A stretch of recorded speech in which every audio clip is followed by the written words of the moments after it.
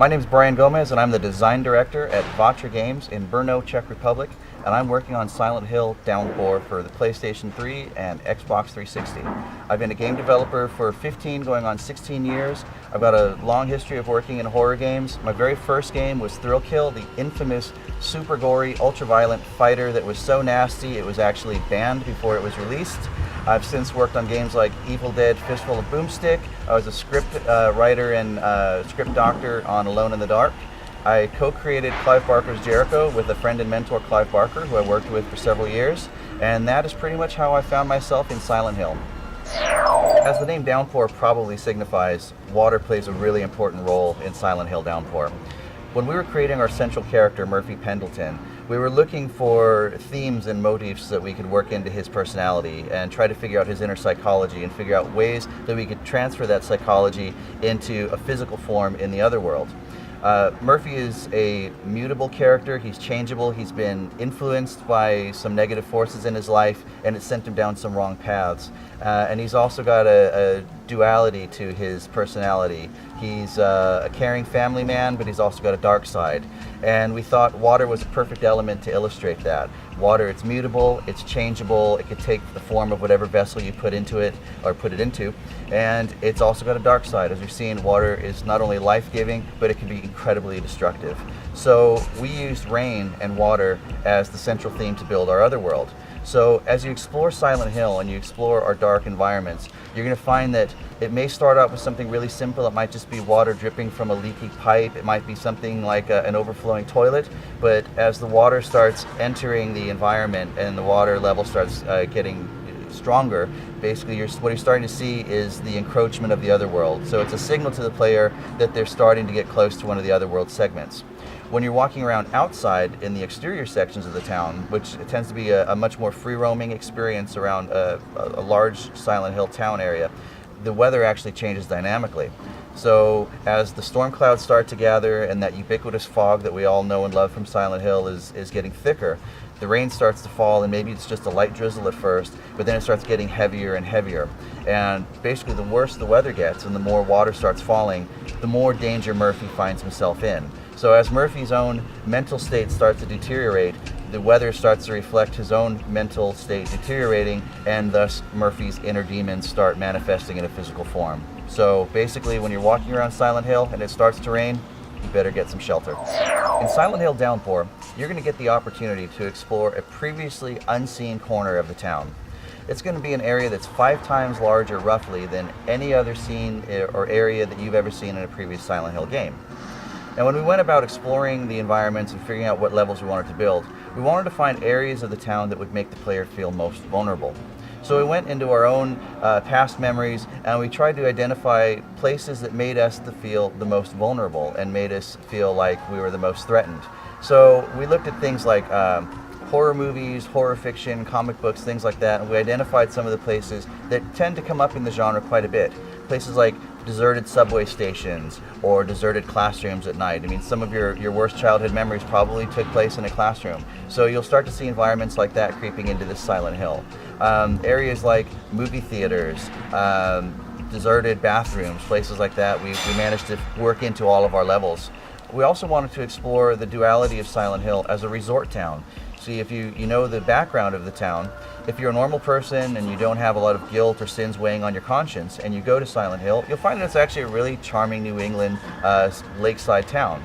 But if you go there and you have a lot of guilt and sin pressing on you, it's quite a different place.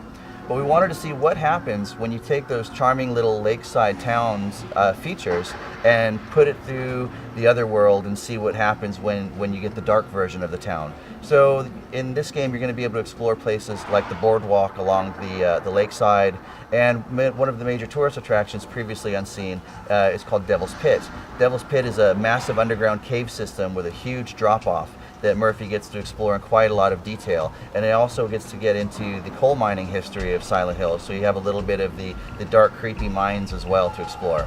So whether you like the happy seaside or lakeside resort side, or you're after more of the other world, we hope that as Murphy's Guides, you'll find some part of Silent Hill that inspires you. Like all great Silent Hill games, of course Silent Hill Downpour is going to feature multiple endings. Murphy is a guy that has done some bad things in his life, and he knows what he's done that sent him to prison, and he also knows what it is that sent him to Silent Hill. But as the player, it's going to be your job to figure out what is it that's troubling Murphy, and why is he going through this extreme form of psychotherapy that we call Silent Hill. Depending on certain key moral decisions that you help Murphy make throughout the game is going to determine which ending you get. I won't tell you how many endings there are, but there's more than just a few of them. And depending on the actions that you have Murphy take in the game will determine which ending you get to see. So at the end, you may get a happy ending where we realize that Murphy's just a poor, troubled anti-hero that's maybe made a few mistakes, or you might learn that there's an even darker side to Murphy that you didn't even see coming. And of course, for those completionist fans out there might even be a tongue-in-cheek joke ending hidden in there somewhere if you're really diligent and look for it. Developing Silent Hill Downpour in the Czech Republic was an experience that I was totally unprepared for. I'm a Los Angeles native, and I've traveled around Europe, but I had never been over to Eastern Europe before. It's 27 hours door-to-door from where I live in Los Angeles over to Vatra's studios, so it's a long way to travel. And when I got there, I found that this was actually, the Southern Moravian region is actually home to some of the most beloved stories that I have from horror fiction. The vampire, Gollum, lots of stories about witchcraft and ghosts. A lot of that folklore actually comes right out of that region. Within driving distance of Vatra Studios, for example, is Elizabeth Bathory's castle. Those of you that are into vampire fiction know that Elizabeth Bathory was the famous blood countess that sacrificed thousands of virgins so that she could bathe in their blood. This is a countryside that is steeped in that kind of horror folklore. And these guys that I work with at Vatra have grown up with these stories their entire lives. This was their bedtime stories. So I felt really confident that the Czechs could definitely pull off horror. And the whole atmosphere around our studio in Brno totally feeds into that. I mean, if you don't get off of our train that takes us to work and you go one stop too far, you end up at the crematorium. If you walk across the street, you'll find that the studio sits right beside a massive Eastern European cemetery. And if you've never been in an Eastern European cemetery, I highly recommend it. It is a creepy place. So the guys at the Vatra studio are totally surrounded by a horror atmosphere 24 hours a day, and that just totally helped us create Silent Hill Downpour. Vatra is a multinational studio. Now, of course, being based in the Czech Republic, a lot of our teammates are homegrown. But we also have people from all over the world that have come to work on Silent Hill and be a part of this great franchise.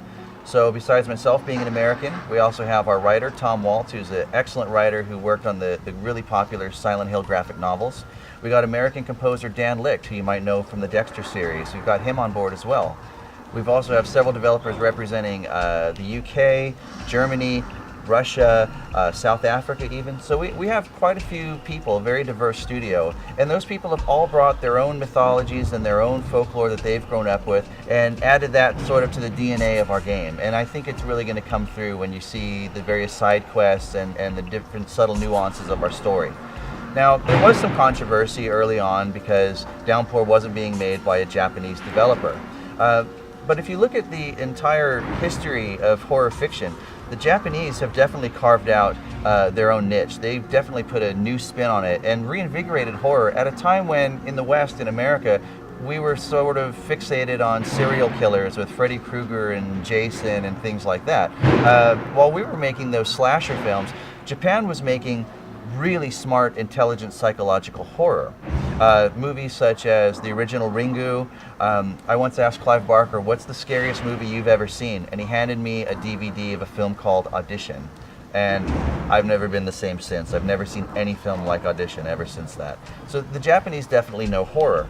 But if you look at the whole wide breadth of horror, you'll find that some of the earliest surrealist and expressionist films that came out of Europe created some of the hallmarks of Japanese horror. So the use of contrasting lighting, light and dark, and the use of shadows and the starkness of the environments. A lot of that got its start in European early cinema. Things like the Frenchman Jean Cocteau's films, or the original silent Nosferatu from Germany. A lot of that imagery, if you go back and look at those early films, have made their way into Japanese cinema.